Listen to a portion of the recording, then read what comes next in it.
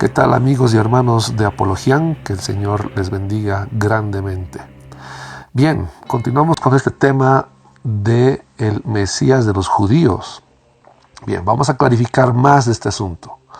En primer lugar, esto es toda una farsa, ¿no? Lo hemos venido diciendo ya desde el primer programa sobre este tema, ¿no?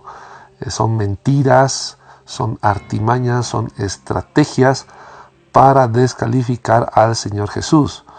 Lo cómico de todo esto es que acaban de abrir un espacio de debate, un espacio de intercambio de información sobre por qué el Señor Jesús es el mejor candidato para ser el Mesías. Y ni siquiera queda solamente como candidato, como lo que ocurre con los ortodoxos, con los judíos ortodoxos, sino que definitivamente está comprobado que es el único Mesías, es el Mesías, el Salvador, el Hijo de Dios. Pero bien, vamos a ir poco a poco desgranando todo esto.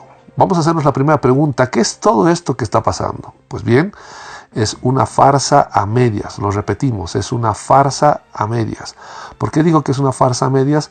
Porque hay mucha mentira, pero a la vez también hay mucha realidad de lo que ellos esperan del Mesías, que ellos añoran de manera vacía. Es decir, no van a encontrar nada de lo que ellos están esperando. Todo es un plan para atacar el mesianismo hasta ahora insuperable de Jesús de Nazaret, de el verdadero Mesías, ¿no? El nombre Hizquillahu ben David no es otro que el nombre de un personaje bíblico sin el más mínimo respeto a este. Lo están usando como carne de cañón para atacar a Jesús, ¿no? Este nombre representa el anhelo hueco de los judíos que no quieren aceptar a Jesús como el Mesías. Es la bandera de la falta de ciencia y odio contra quien vino a dar su vida por ellos.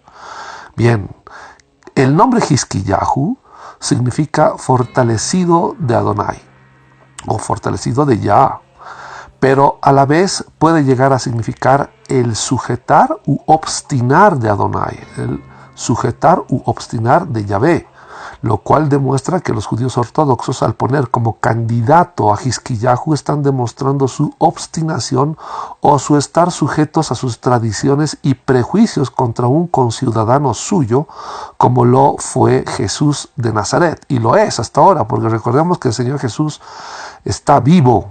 Eso es lo que no pueden ellos llegar a entenderlo. Está vivo. Que no ocurre lo mismo con el caso de Hizquillahu ben David, que no solo cumple, referido al Señor Jesús, con los requisitos básicos, sino que hasta resucitó de entre los muertos, probando su inocencia, justicia y respaldo de Dios, ¿no?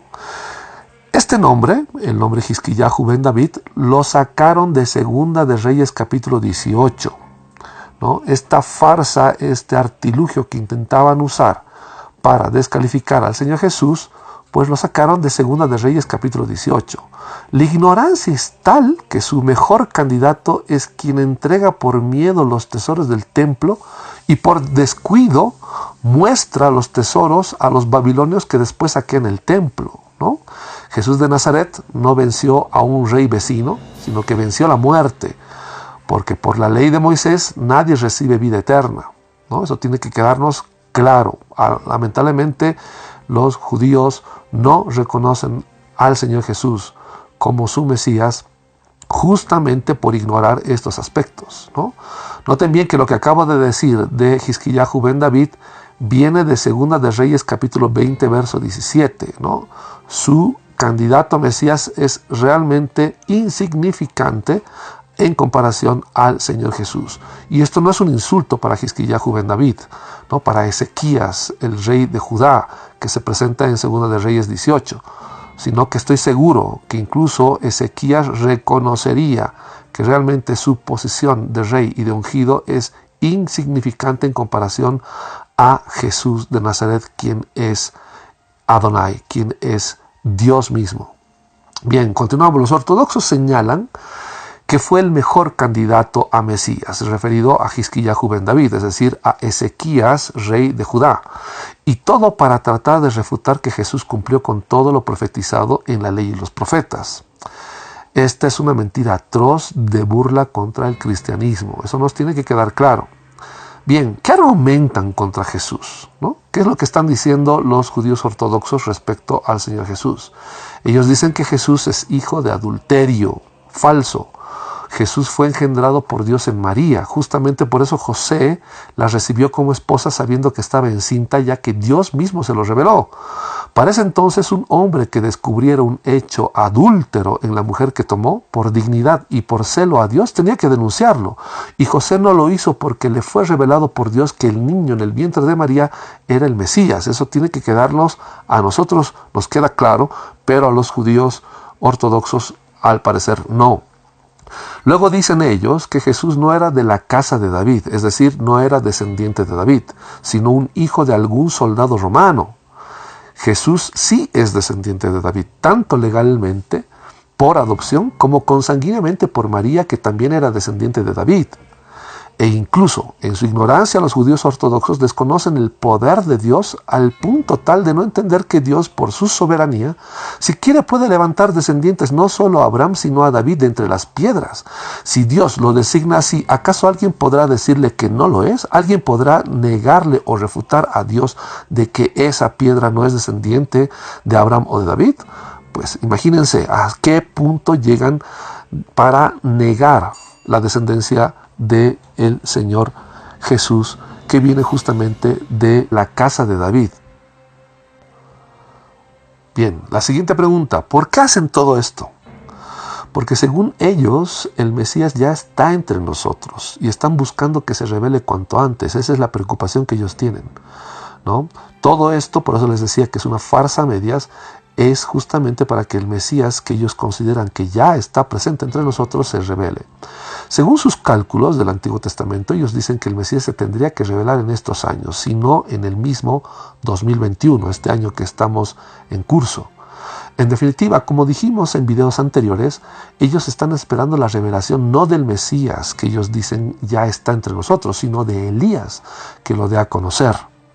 Y con esto buscan descalificar a Juan el Bautista como el Elías que tenía que venir, ya que ellos dicen que Juan el Bautista, hay una contradicción supuesta en las Escrituras en la que el Señor Jesús designa a Juan el Bautista como el Elías y Juan el Bautista designa por boca propia que él no es Elías.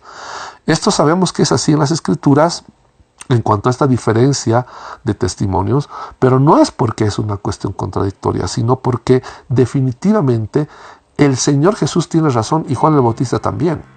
El Señor Jesús en cuanto a que Juan es el Elías y Juan el Bautista en cuanto a que no es el Elías. Y esto lo vamos a ir explicando poco a poco. Una vez más muestran con esto su ignorancia de las Escrituras, ya que si Elías fue arrebatado a los cielos, ¿acaso estaría en la presencia de Dios con un cuerpo mortal sujeto a pecado? La respuesta es obvia, obvio que no. No. Entonces no volvería Elías ni con el cuerpo de pecado que todo ser humano tiene, y menos con cuerpo glorificado, porque todavía no vino la resurrección de los muertos. Entonces, ¿qué Elías tenía que venir para presentar al Mesías? Es otra pregunta clara ante esta situación. Pues tenía que venir alguien que cumpla con la misión de Elías, que en hebreo se pronuncia Eliyahu, es decir, Yah o Yahvé es Dios. Esa es su misión y razón de ser. Esa fue la misión de Elías en el Antiguo Testamento ante los profetas de Baal y el pueblo de Israel, y ahora tendría que ser exactamente la misma misión. Así lo cumplió en el Antiguo Testamento Elías, y así Juan el Bautista lo cumplió también en el Nuevo Testamento. Por eso Juan el Bautista dijo que no era Elías, porque no era Elías del libro de Reyes, resucitado, y menos Elías en persona, sino el Elías profetizado en cuanto a la misión encomendada. Juan el Bautista es el Elías profetizado, porque él demuestra que Jesús es Dios mismo que se nos ha revelado en cuerpo de hombre. Ahora, ¿qué con todo esto? Pues bien, los ortodoxos acaban de abrir paso a un debate sobre la mejor candidatura para ellos, Hizkiyahu ben David. Para nosotros, y con evidencia histórica y testimonial, Yeshua ben Yosef ben David, Yeshua HaMashiach, Jesús de Nazaret, hijo de José, hijo de David. Por eso mismo mencionamos 1 de Juan 2:22, el anticristo son quienes niegan a Jesús como el Mesías. Eso nos tiene que quedar claro. ¿Qué hacemos con los judíos? Pues bien, debemos predicarles del Señor Jesús y quitarnos, perdonen el término, esa estúpida idea de que como son pueblo de Dios, no hay que evangelizarles. Ese es un gravísimo error. Tenemos definitivamente que evangelizarles, hablarles del Señor Jesús para que se quiten la venda de los ojos creyendo de que se pueden salvar por guardar la ley de Moisés, que más bien los condena. Para que ellos se quiten el velo de los ojos y entiendan que el Mesías ya vino y no hay que esperar por otro. Para que ellos se arrepientan de sus pecados y acepten al Señor Jesús como único Dios y Salvador. Muchos de estos judíos se están perdiendo en el infierno por blasfemos, por ignorancia de la obra de Jesús, a quien ellos le llaman Yeshu. Ustedes cada vez que escuchen a un judío referirse al Señor Jesús, noten que se refieren a él como Yeshu, que esto es una sigla que esconde una maldición contra el Señor Jesús, contra el Mesías de Dios. Esto es gravísimo. Debemos orar por ellos y predicarles.